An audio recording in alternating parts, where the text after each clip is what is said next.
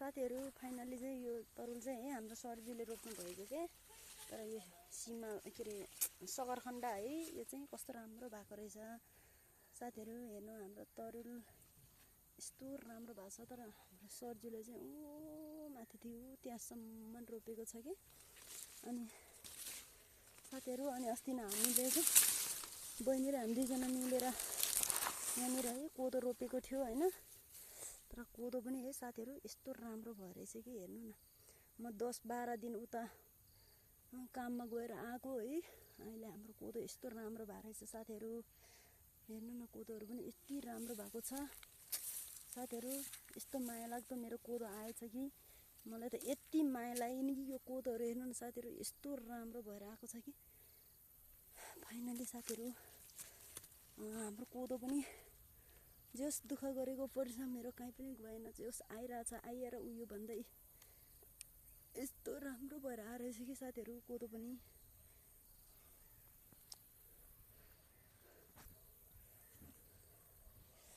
साथीहरु यति हो।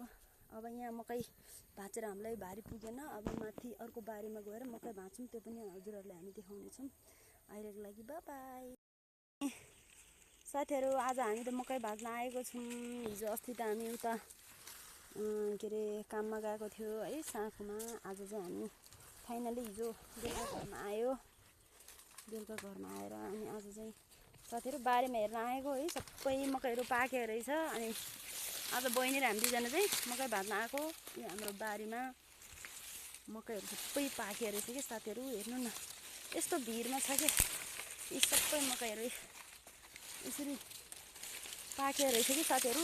अनि यहाँ तरुलहरु पनि रोपेको थियो है। मैले चाहिँ खासै राम्रोसँग तरुल रोप्न आउँदैन त्यही भएर रोपेको थियो। जस्तो पाए त्यस्तै जत्ता भापी रोपेको मकै चाहिँ साथीहरु। हेर्नु यस्तो राम्रो राम्रो भएको छ है। हेर्नु न साथीहरु मकै भाँचेको साथीहरु यस्तो गरेर मकै साथीहरु मकै चाहिँ यस्तो राम्रो छ कि साथीहरु। हेर्नुस् न फाइनली हामी चाहिँ मकै भाँचिरहेको छौँ साथीहरु। म पनि छु कि मैले हो मकै भाँचेको। अनि तल चाहिँ बहिनीले भाँचिरहेको छौँ साथीहरु। मकै यसरी बोकेको छु अनि यसरी भाँचेको छु अनि यसरी हालेको छु कि साथीहरु।